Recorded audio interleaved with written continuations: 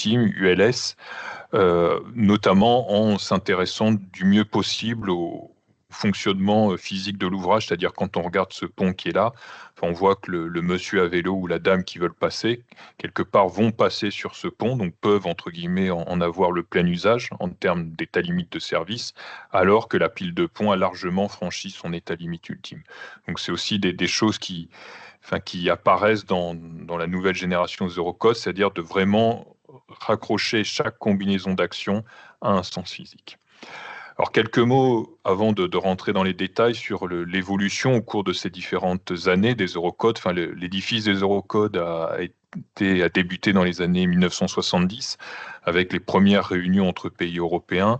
À partir entre la fin des années 90 et le début des années 2000, on a eu la rédaction du premier ensemble de la première génération des Eurocodes. Et ce qui fait qu'en Eurocode 7, donc en France et en Europe, on a un texte qui a apparu entre 2005 et 2007. Et ensuite, on est venu écrire les normes d'application nationale dont vous servez pour certains d'entre vous au Maroc entre 2008 et 2014, donc avec des normes sur les écrans, les sols renforcés, fondations profondes, superficielles ou les murs. Depuis 2012, on est, on va dire, dans l'objectif de sortir une seconde génération d'Eurocode 7. Donc, vous avez eu un certain nombre de groupes d'évolution qui ont travaillé en Europe sur cette problématique-là, qui ont ensuite été suivis par des équipes projets, dont j'avais fait partie à l'époque, donc qui sont chargés de la nouvelle génération de l'Eurocode 7. Donc, on avait 6 équipes projets qui travaillaient sur des règles générales, la partie 1, la partie 2, et ensuite ce qui constitue maintenant le cœur de la partie 3, avec les fondations, les écrans et une dernière équipe qui s'est assurée de la cohérence de l'ensemble. Et actuellement, donc en 2024, tous ces textes, on va dire, sont au stade du vote formel, c'est-à-dire qu'ils sont acceptés dans l'État et donc qui pourront être utilisés notamment en France à partir du 30 septembre 2027 et au niveau européen, on a une date butoir en mars 2028. Donc l'Eurocode 7, la principale nouveauté, c'est qu'avant, il était organisé en 2 parties, une partie 1 et une partie 2. Et maintenant, on a désormais 3 parties, avec une contenu de la partie 1 qui a été fléchée vers l'Eurocode 0. Alors pour la communauté géotechnique, ce qui est, on va dire, notable, c'est la modification du titre de l'Eurocode 0, alors qu'avant on avait simplement Basis of Structural Design. Maintenant on a Basis of Structural and Geotechnical Design, donc ce qui montre l'importance de la géotechnique dans l'acte de construire. Et sur les 3 parties de l'Eurocode 7, on a quelque chose, donc des règles générales dans la partie 1, donc c'est assez similaire à ce qu'on avait avant. Une partie 2 qui est tournée non plus autour de l'investigation géotechnique, mais autour des propriétés des terrains, et une partie 3 qui est nouvelle et donc qui concerne tous les ouvrages géotechniques avec des règles spécifiques et des modèles de calcul qui ont été indiqués. Donc, si on s'intéresse à la partie 1 de l'Eurocode 7, donc voici son contenu. Donc, la partie 1 de l'Eurocode 7, vous avez une structure assez classique, donc avec 12 sections. Donc, ces 12 sections, en fait, c'est ce que vous retrouvez dans chacun des autres Eurocodes. 1, 2, 3, 4, 5, donc ce qui permet de faciliter la navigation d'un Eurocode à un autre. Vous avez un certain nombre d'annexes sur lesquelles j'y reviendrai, et surtout vous avez les thèmes nouveaux qui ont été traités, thèmes sur lesquels je vais passer du temps durant ces 40 à 50 minutes de présentation. Donc le premier est l'implémentation de la mécanique des roches.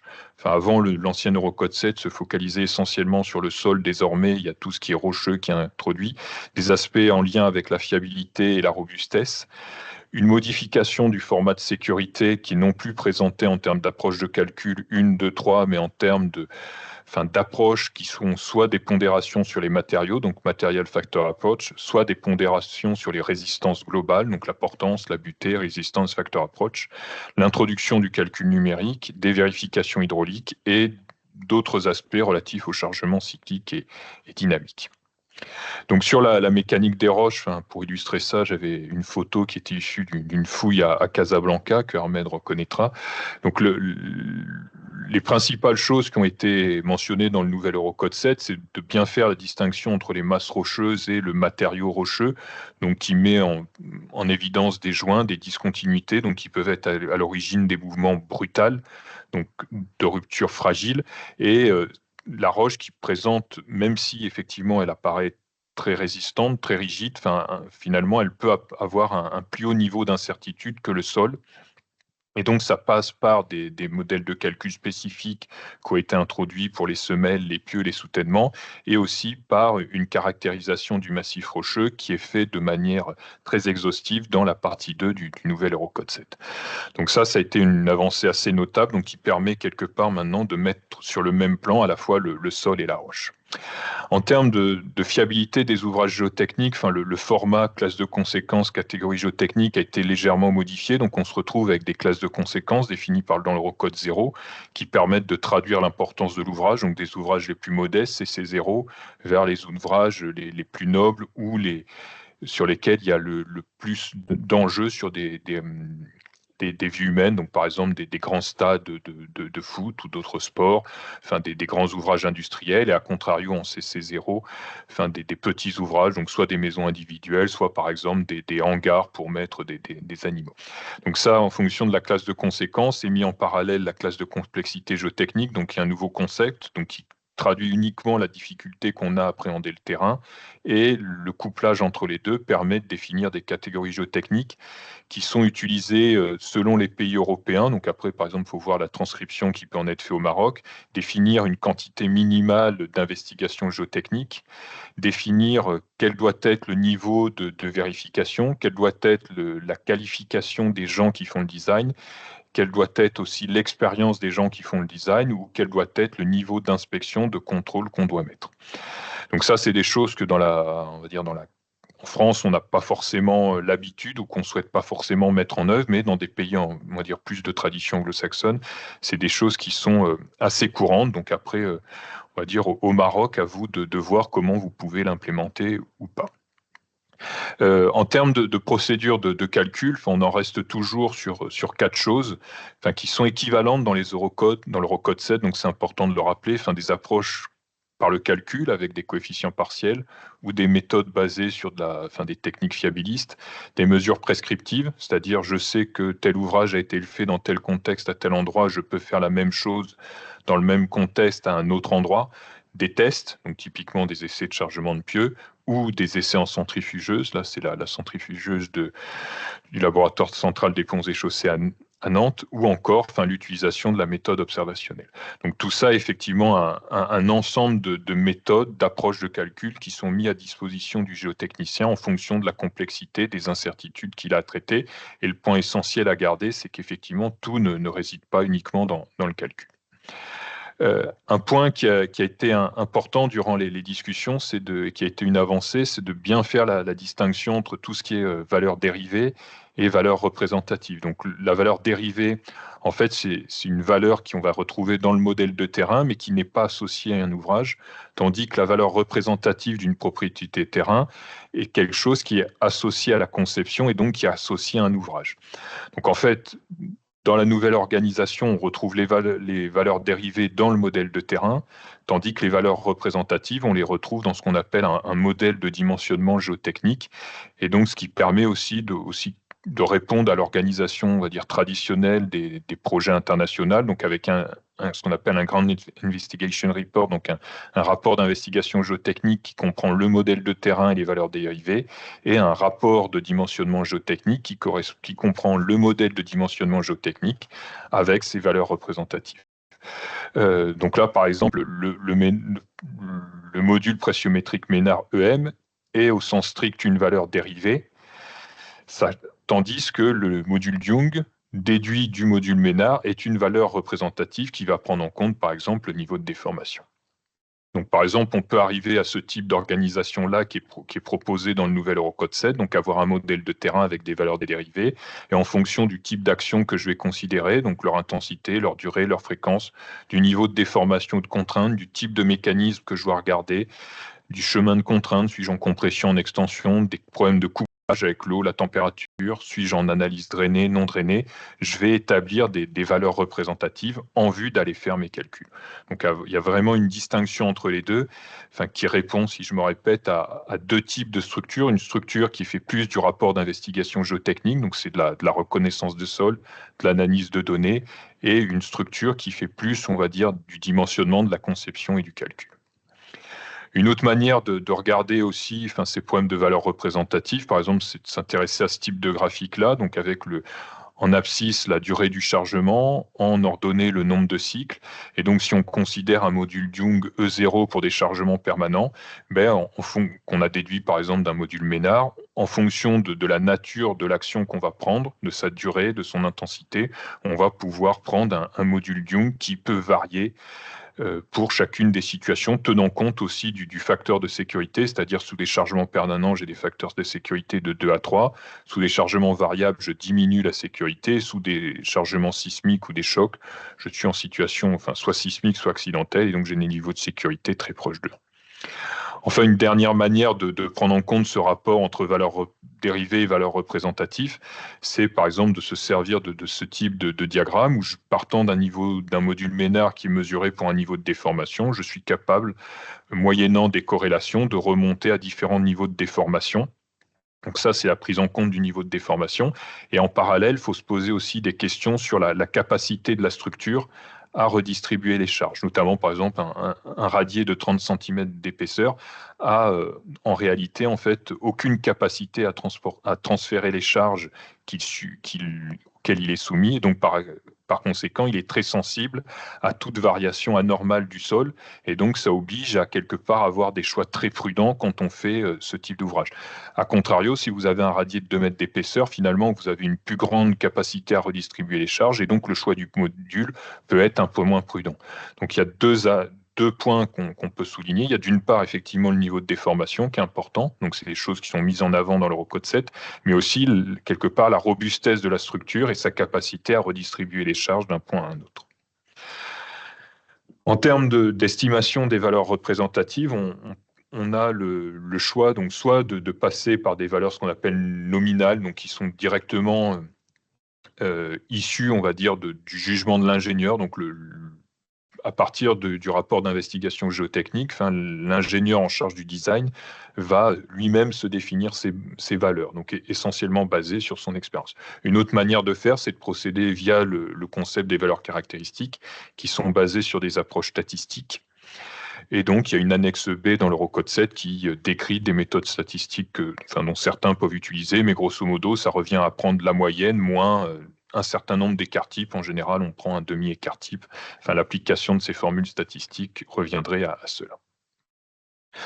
En termes de vérification à l'ELU, donc comme je l'ai dit, il n'y a plus d'approche de calcul. On est soit avec des approches où on va pondérer les résistances globales, soit des approches où on va pondérer le matériau.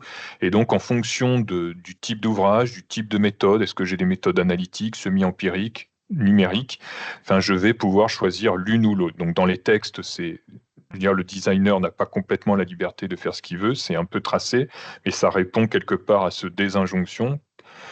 Quel est le type d'ouvrage géotechnique que je dois étudier, avec quelle méthode de calcul dois-je le faire? Donc, quand on peut avoir cette organisation-là en termes de tableau, donc là, en fait, vous avez les différents états limites auxquels on peut s'intéresser. Donc, des états limites de rupture, déformation excessive. Donc, soit on peut analyser par des méthodes MFA, soit RFA, en combinaison avec différentes cas de charge. Donc, le cas VC1, c'est le cas classique, 1,35G, 1,5Q. Et donc, actuellement, l'Eurocode 7 en fait, propose soit faire MFA, soit RFA. En fait, vous voyez que ça correspond finalement aux anciennes approches de calcul qui ont été un peu remaniées. Donc, l'approche de calcul 2, très utilisée en France et en Allemagne, qui consiste à composer RFA avec VC1. L'ancienne approche 3 serait une combinaison MFA avec VC3, mais n'existe plus formellement. Ou par exemple, ce qu'on appelle l'approche de calcul 2 étoiles, qui est maintenant dénommée Effect Factor Approach, donc pondération sur les effets des actions, donc une combinaison entre j'applique des coefficients partiels sur résistance et j'applique des coefficients partiels non pas sur les actions, qui serait VC1, mais sur les effets des actions. Donc, on a cette correspondance qui est faite. Un cas qui est typiquement pour gérer les équilibres statiques et le soulèvement, donc qui est VC2 avec des coefficients partiels qui sont extrêmement proches de 1. Et toutes les vérifications hydrauliques, que ce soit en termes de contrainte totale ou de gradient hydraulique, qui sont basculées, on va dire, dans un format qui est hors coefficient partiel, vu que c'est des problématiques qui sont strictement géotechniques et qui n'interfèrent pas avec nos collègues de structure. Donc, on retrouve, moyennant ça, notamment pour l'approche MFA, les coefficients partiels que l'Eurocode 7 propose par défaut, avec l'ensemble des propriétés des sols qu'on peut être amené à appréhender. Donc ça, enfin, sur le plan de la pédagogie, ça peut être intéressant de regarder en détail ces tableaux et de regarder un peu toutes les propriétés qu'a mis en avant l'Eurocode 7, donc des propriétés angle de frottement, cohésion au pic, angle de frottement à l'état critique, angle de frottement et cohésion à l'état résiduel, cohésion non drainée par une approche en résistance en contrainte totale, compression simple, et après on pourrait détailler les propriétés qu'on trouve sur les masses rocheuses, les discontinuités et au niveau des interfaces. Après, ce qui est aussi intéressant à noter, c'est que vous pouvez faire varier les valeurs numériques de ces propriétés à partir de ces coefficients en fonction de la classe de conséquence. Donc là aussi, ce n'est pas nécessairement une pratique française. En France, on préfère faire varier la période de retour des actions, donc que ce soit des actions climatiques, le vent, la neige, des actions sismiques, plutôt que de moduler la sécurité en fonction de la classe de conséquence de l'ouvrage. Enfin, néanmoins, les Eurocodes l'autorisent parce que certains pays européens sont plus, on va dire, à même de procéder ainsi plutôt que de faire varier la période de retour des actions. Par exemple, sous charge sismique, traditionnellement en France, c'est 475 ans, mais dès qu'on fait des barrages ou des centrales nucléaires, on peut monter sur des périodes de retour de l'ordre de 5000 ou 10 000 ans. Un point essentiel qui a été discuté durant ces 10 années, on va dire, de travaux d'évolution de l'Eurocode 7 est tout ce qui est relatif au calcul numérique. Donc le constat, en fait, c'est le suivant, c'est que dans le terrain, les vérifications géotechniques sont complexes dans le sens où on connaît l'état de contrainte, mais on ne sait rien dire du tout à propos des contraintes limites.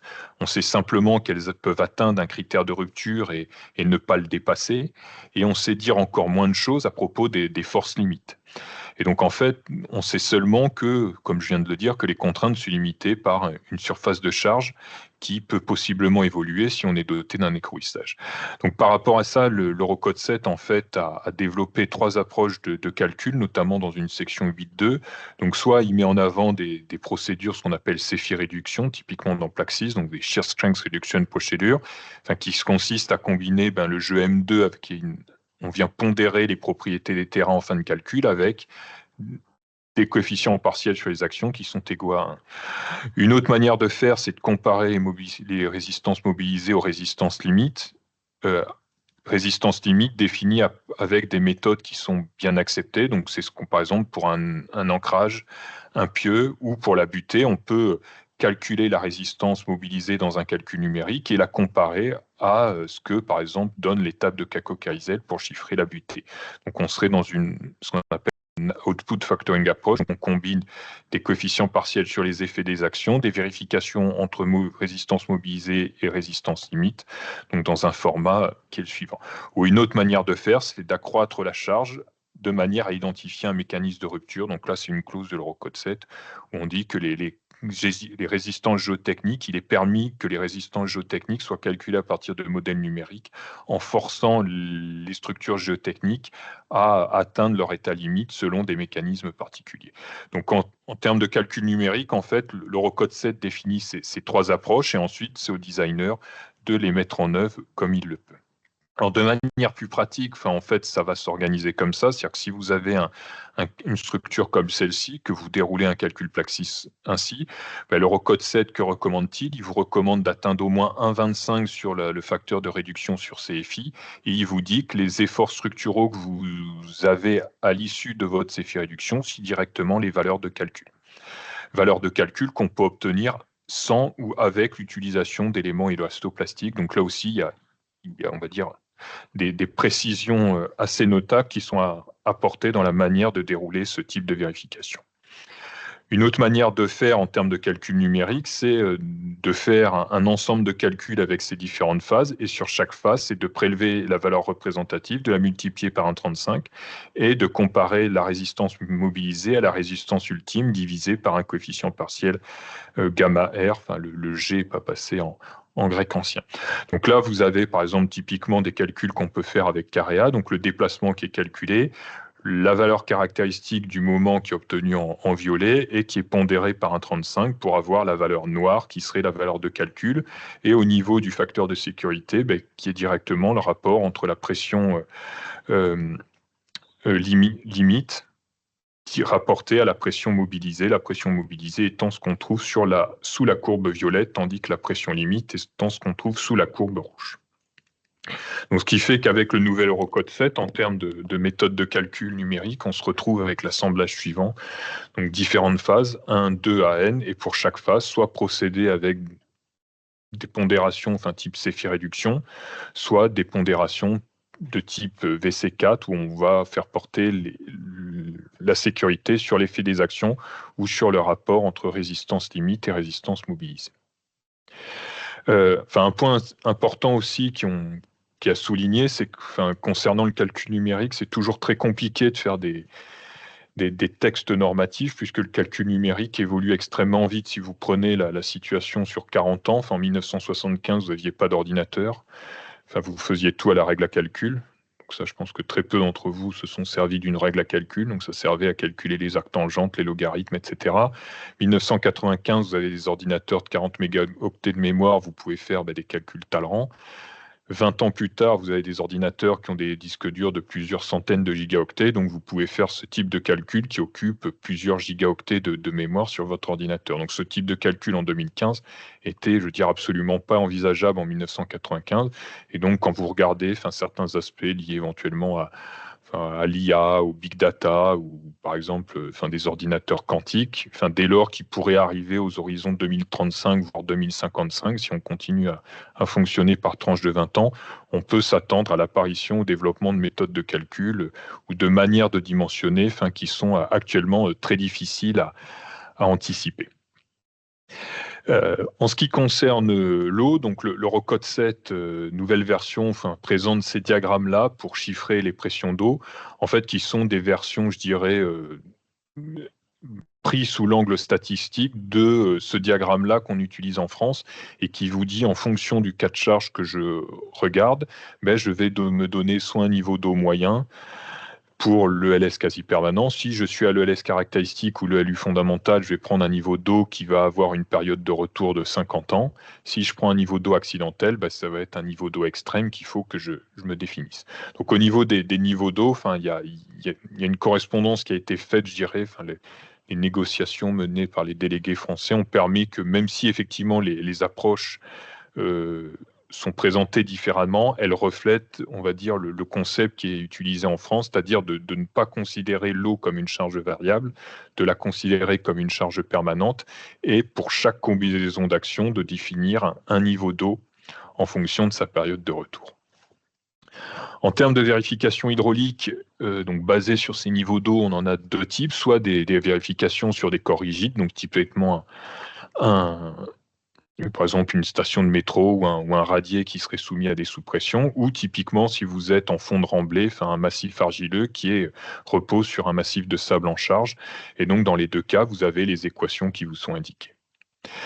En termes autre aspect des vérifications hydrauliques, c'est celles qui sont liées aux vérifications de gradient. Donc une qui est formulée en termes de gradient, donc que moi je qualifie de vérification locale, on verra pourquoi, et une qui est formulée en termes de, notamment quand vous avez un accoulement ascendant devant un écran de soutènement, en fait vous avez la pression interstitielle qui augmente et la contrainte effective qui diminue, et donc le nouvel Eurocode 7 en fait propose la vérification d'une inégalité qui est basée sur la limitation de la variation de contrainte interstitielle, qui est en fait une vérification globale.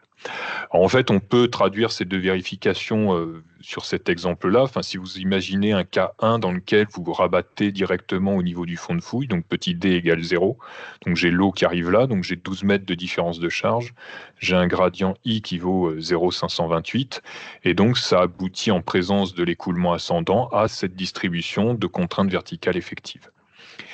Je peux avoir un cas 2 où je décide de rabattre la natte 2 mètres sous le fond de fouille. Donc forcément, j'augmente la différence de charge, donc j'augmente le gradient hydraulique, mais ce faisant, en rabattant la nappe à cette cote-là, en fait, je n'ai plus d'écoulement dans ce volume de sol-là, et donc je suis capable de mobiliser un champ de contrainte effective relativement important sur les 2 premiers mètres, et qui, compte tenu ensuite du fort gradient, évolue très lentement. Néanmoins, on voit bien que du point de vue de la stabilité de l'écran, en fait, la situation 2 est plus avantageuse que la situation 1.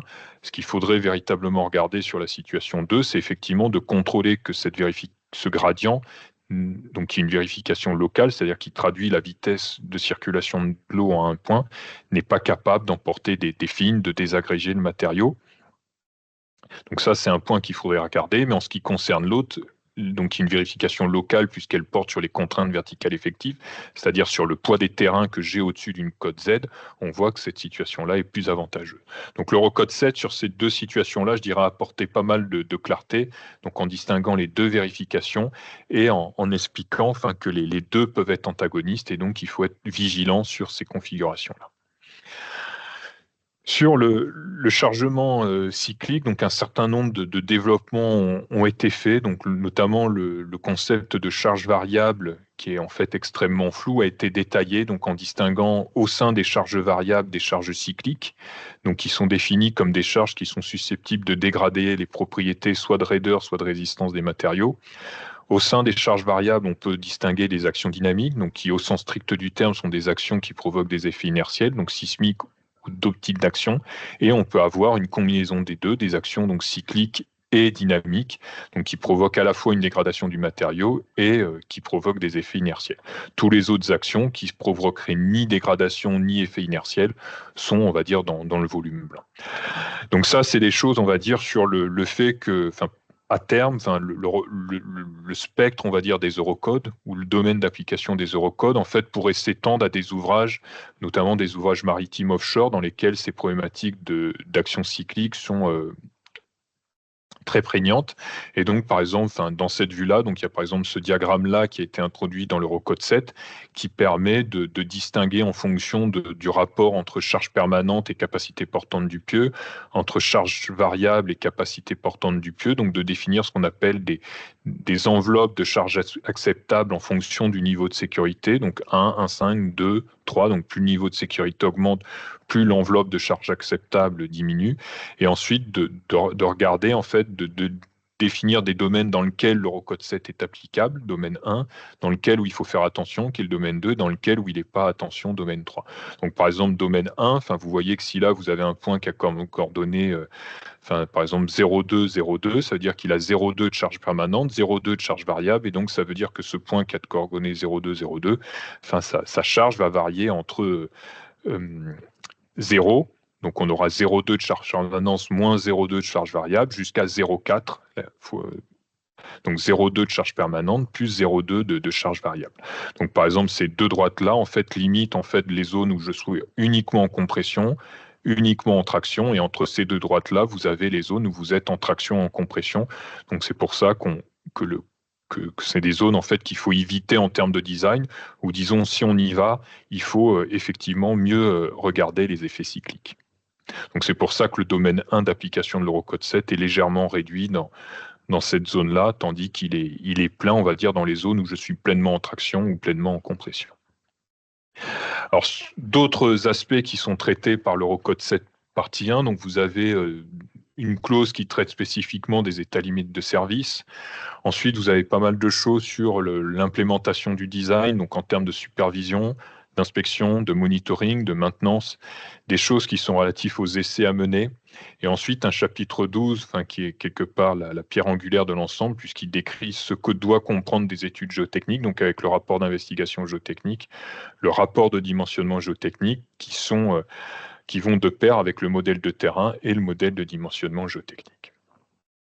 Alors, si je dis quelques mots sur la partie 2, donc la partie 2 de l'Eurocode 7 est organisée de la manière suivante. Donc, c'est quelque chose qui est autour du rapport d'investigation géotechnique et de la reconnaissance de sol. Donc, elle explique dans les premiers chapitres comment construire un modèle de terrain et ses valeurs dérivées, quel doit être le contenu d'une campagne d'investigation géotechnique, et ensuite elle décrit, classe les sols.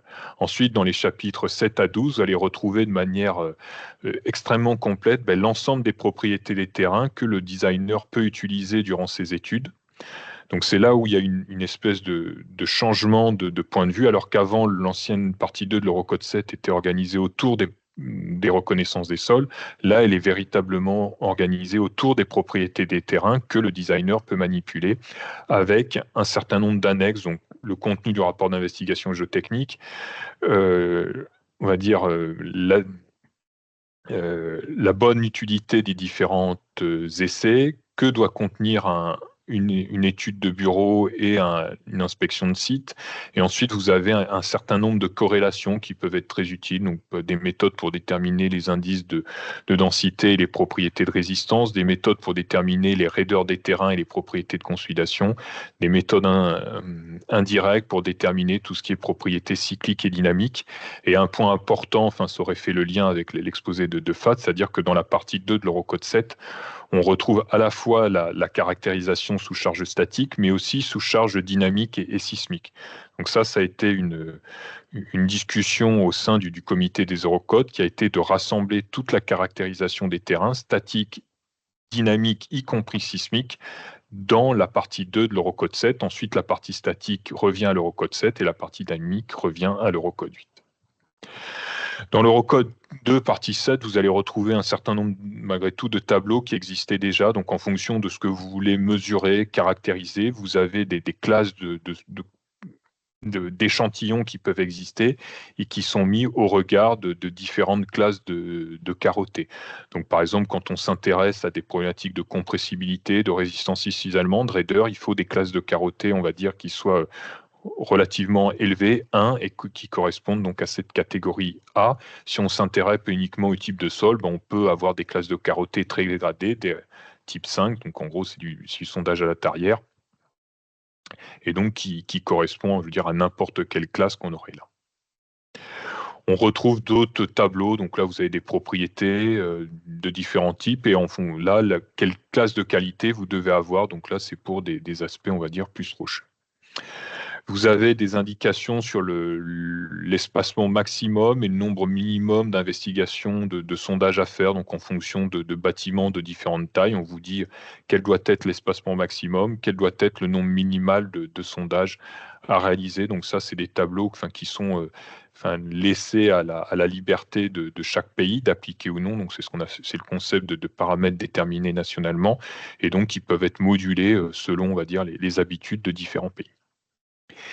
Donc la partie 2, comme j'ai dit, c'est vraiment les propriétés des terrains. Donc là, vous retrouvez sur cette slide l'ensemble des propriétés des terrains que l'Eurocode 7 partie 2 considère.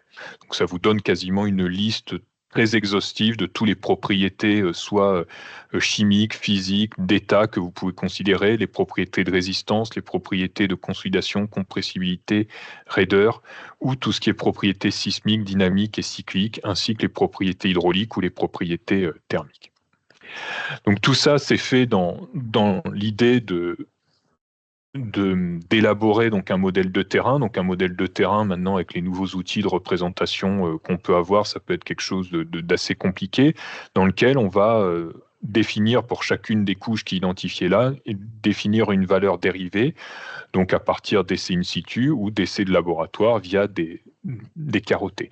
Donc tout ça aussi, c'est expliqué que toutes ces valeurs dérivées peuvent être établies éventuellement par corrélation dès l'étude bibliographique, l'étude de bureau, qu'elles dépendent des inspections qu'on peut mener sur le terrain, qu'elles vont être alimentées par les investigations géotechniques, mais qu'elles peuvent être aussi alimentées par du monitoring, c'est-à-dire que si vous suivez le comportement d'une structure, d'un bâtiment, vous êtes capable indirectement de déterminer les propriétés des terrains. Et donc là aussi, c'est quelque chose que la partie 2 de l'Eurocode 7 essaie de mettre en avant, notamment par rapport à tous les enjeux de réutilisation ou de maintenance des ouvrages géotechniques.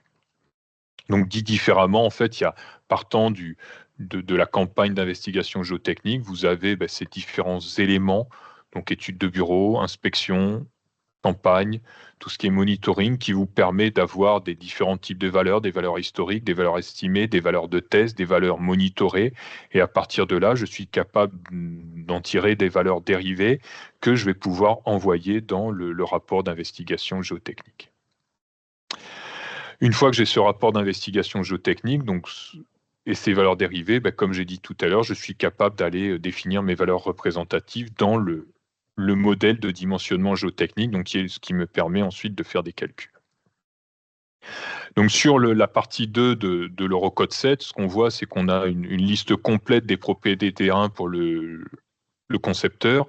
On a les principales étapes pour construire un modèle de terrain qui sont décrites, les procédures pour sélectionner les valeurs dérivées, et on a une liste quelque part on a tout à disposition les outils qui permettent de sélectionner ensuite une valeur représentative. Alors au niveau de l'Eurocode 7 partie 3, donc lui se focalise véritablement sur les ouvrages géotechniques. Donc en distinguant, je dirais, 3 grands types d'ouvrages. Vous avez les ouvrages traditionnels, tout ce qui est pente, déblai, remblai, fondation superficielle, fondation profonde, écran de soutènement, ancrage. Vous avez les chapitres 9 à 12 qui abordent des ouvrages, on va dire, un peu plus novateurs, donc tout ce qui est structure en sol renforcé, que ce soit des murs en terre armée, des murs renforcés par géotechnique, textile, tout ce qui est structure en sol cloué, tout ce qui est ouvrage renforcé par des boulons roucheux, ou tout ce qui est technique d'amélioration des sols, que ce soit par inclusion rigide ou par trains verticaux. Et enfin, une clause, un chapitre 13 qui traite quant à lui des mesures de contrôle de la nappe. Donc tout ça, en fait, ça va être l'objet sans doute de la slide d'après. Donc en France, en fait, chacun de ces ouvrages-là, ensuite, va faire l'objet d'une norme d'application nationale. Donc en fait, quelle sera l'organisation en France? Donc on aura l'Eurocode 7 partie 1, sa partie 2, sa partie 3. On aura une annexe nationale chapeau de la partie 1, mais qui couvrira quelque part la partie 2 et la partie 3. Et la partie 3 en tant que telle sera illustrée par chacune des normes d'application nationale que vous pouvez voir là, qui viendra quelque part décliner chaque chapitre, c'est-à-dire que la norme 94-261 viendra décliner le chapitre 5. La norme 94-262 pour les pieux viendra décliner le chapitre 7, etc., etc.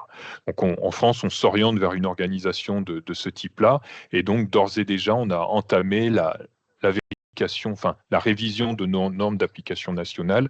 Et donc, si vous êtes intéressé à participer aux travaux, vous pouvez communiquer avec Armed qui ne manquera pas de me faire parvenir vos noms. Et puis, comme il y a pas mal de réunions en visio, vous pourriez vous connecter, ou éventuellement lors de passage en France, il peut y avoir des collaborations certaines. Donc en conclusion, ce qu'on peut garder, c'est que vous avez, finalement, je dirais qu'il y aura malgré tout très peu de changements dans les prochaines années, mais que malgré tout, il y a eu pas mal d'améliorations qui ont été faites en termes de cohérence du design et d'interaction entre les différents codes. Donc notamment un lien clair entre l'Eurocode 0 et l'Eurocode 7. Et en termes de cohérence, c'est tout ce que j'ai essayé de souligner durant cette présentation, c'est-à-dire modèle de terrain, modèle de dimensionnement géotechnique, valeurs dérivées, valeurs représentatives, tout ce qui va autour des vérifications hydrauliques, tant en termes de niveau d'eau qu'en termes de vérification, sur le gradient, sur la contrainte, tout ce qui est aussi relatif au calcul numérique. Après, des choses qui sont aussi répétées, c'est quand même de prêter attention à la complexité des modélisations, du calcul et du design. Et donc, je cite on va dire, un proverbe en grec ancien, rien de trop. C'était inscrit sur le temple d'Apollon à Delphes. Voilà. Donc c'était, on va dire, un message pour la sobriété écrit il y a 2500 ans.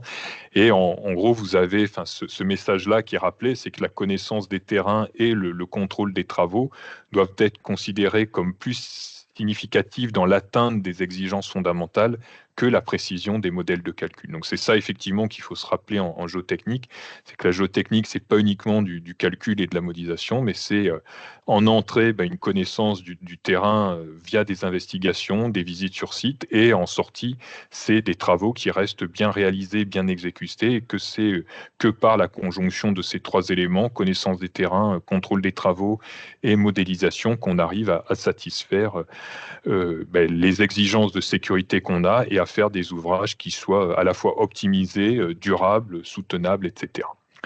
Donc merci de votre attention, et en général, je finis sur cette situation qui est assez intéressante, vu qu'on parle de normes, qui dit qu'un homme compétent ou une femme compétente est un homme ou une femme qui se trompe dans ou selon les règles. Citation qui date de 1935, donc la personne qui l'avait fait avait une certaine clairvoyance par rapport à ce qu'on vient de raconter. Merci de votre attention.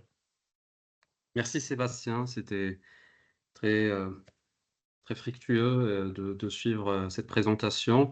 Je rappelle que Sébastien Burland est président du CNGOG, donc groupe Miroir français de l'Eurocodsat depuis janvier 2022. Je recevrai avec grand plaisir vos demandes de collaboration sur le développement ou les travaux euh, de mise à jour des normes françaises en collaboration avec Sébastien.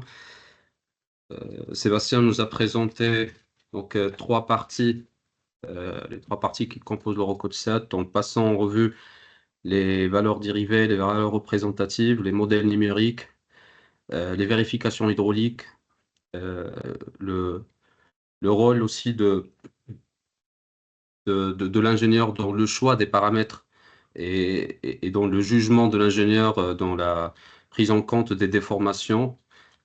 En partie 2, les propriétés des terrains avec un focus sur la correspondance entre rapport factuel de laboratoire et valeurs dérivées d'un côté, rapport de dimensionnement géotechnique et valeurs représentatives de l'autre côté. En partie 3, les différents ouvrages géotechniques, avec en particulier le développement ou la mise à jour des normes nationales de dimensionnement.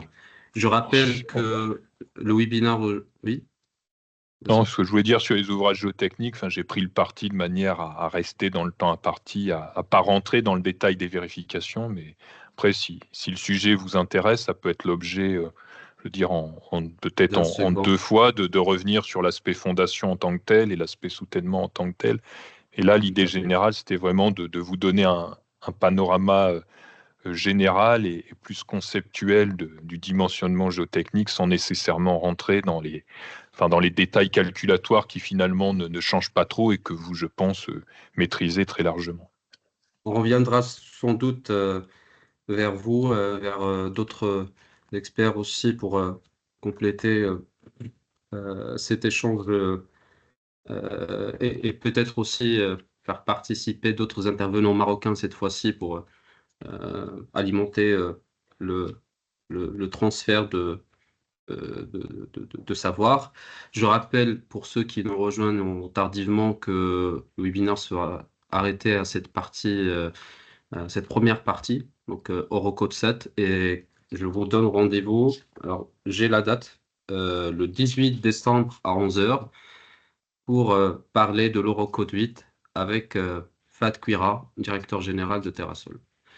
Si vous avez des questions, il y a un volet Q&A, donc vous pouvez poser vos questions là-bas. J'ai eu déjà une question qu'on pourra lire. Sébastien, si tu peux apporter peut-être un commentaire avant on se donne encore quelques minutes avant de clore le webinaire. Donc, la question, c'est Après, dans le c'est cadre plus de charge cyclique. Oui. Ah, pardon, oui, j'avais pas vu, vois je lisais pas apparaître, bien les. D'accord, je ouais, vois je apparaître, regardais les je- questions. Oui, oui. dans le cas de charges cycliques combinées à des charges que pondent l'impact à des. Je vois apparaître d'autres Que, questions. On va les pour prendre les effets. une par une pendant quelques Après, sur minutes. les aspects de dégradation cyclique, c'est beaucoup basé sur la réalisation d'essais de triaxion en compression, en extension sous charge cyclique. Donc, en général, ces approches qui sont très en lien avec ce qu'on peut faire en ouvrage maritime, en ouvrage offshore. Et donc, ça permet de quantifier en fonction du chargement moyen, en fonction de l'amplitude de ce chargement, quelle est la résistance en contrainte totale que je peux mobiliser. Donc, ça, c'est sur l'aspect laboratoire. Et ensuite, sur l'aspect modélisation, l'usage, c'est d'intégrer ces résultats de laboratoire dans des calculs numériques qui sont parfois un peu plus complexes que d'habitude, puisqu'on est obligé dans le calcul numérique de distinguer tout ce qui est chemin en compression, chemin en extension. Après, il y avait une question sur la stabilité des talus. Alors, sur la stabilité des talus, je dirais qu'il n'y a pas tant de changements que ça entre l'Eurocode 7 et l'Eurocode 8. Le principal changement que présentera FATCURA dans un mois sur l'Eurocode 8, c'est que tous les coefficients partiels sous charge sismique sont désormais ramenés à 1 en Europe. C'est-à-dire qu'en fait, on a estimé quelque part qu'on avait un dimensionnement sismique qui était peut-être trop prudent, trop onéreux, et qui ne répondait pas à l'exigence de départ, qui est que sous charge sismique, la première exigence qu'on a, c'est d'éviter des pertes humaines sur la plupart des ouvrages. Sur certains ouvrages, on peut avoir des garanties d'exploitation, notamment tout ce qui est ouvrage de production d'énergie, hôpitaux, certains ponts. Mais sur la plupart des ouvrages, qu'on accepte, c'est que les ouvrages puissent effectivement subir des désordres, mais ce qu'on veut éviter, c'est ne pas perdre des vies humaines. Et donc, sous ce regard-là, les niveaux de sécurité dans l'Eurocode 8 ont été tous passés à 1. Donc, par exemple, en termes de stabilité des pentes, enfin, pour ceux qui font les calculs de stabilité des pentes, alors que vous mettiez les coefficients partiels de 1,25 sous charge sismique jusqu'alors. Alors après, il faudra voir quelles seront votre décision nationale au niveau marocain, parce qu'après, je